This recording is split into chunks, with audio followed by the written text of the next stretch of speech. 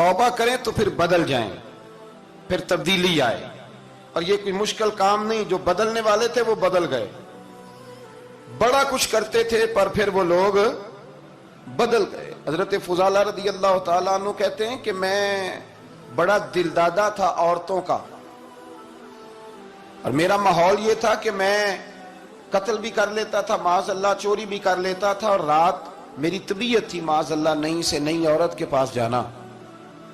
कहते हैं अबू जाल ने ऐलान किया कि जो नबी पाक अलैहिस्सलाम का सरे अक़दस माज़अल्लाह काट के लाएगा, नकले कुफ्र कुफ्र न बाशर, 100 सुर्ख ऊंट इनाम मिलेगा। तो मैंने इरादा कर लिया कि मैं बहुत सारा इनाम हासिल करूंगा।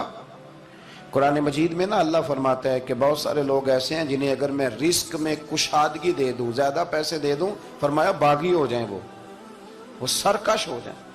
ये बहुत सारे लोगों को जो अल्लाह तबारक व तआला एतदाल में रखता है तो ये उनके लिए बेहतर है।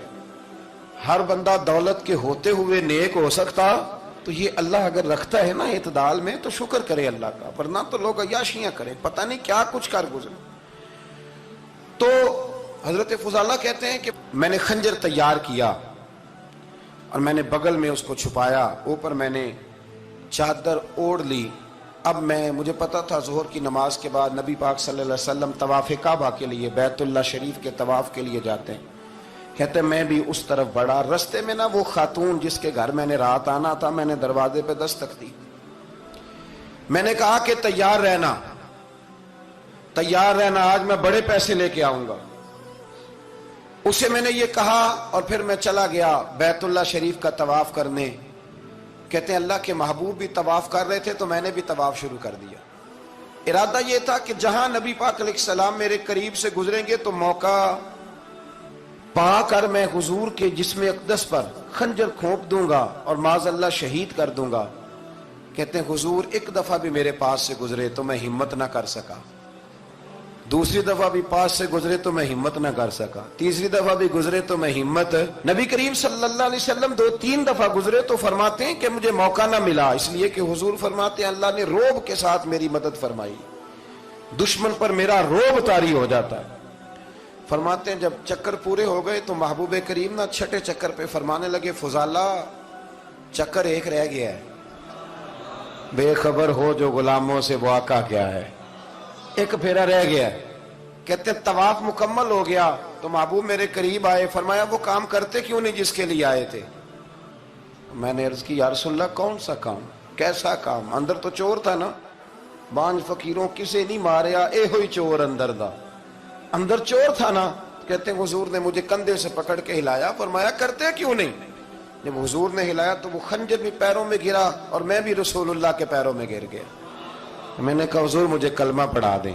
कहते हैं हुजूर ने पहले मेरे दिल पे दस्ते मुबारक फेरा, फिर मेरे नबी ने मुझे कलमा पढ़ा दिया। अब ना मुरीद होने वाला कहता है कि जी आहिस्ता आहिस्ता मैं ठीक हो जाऊंगा।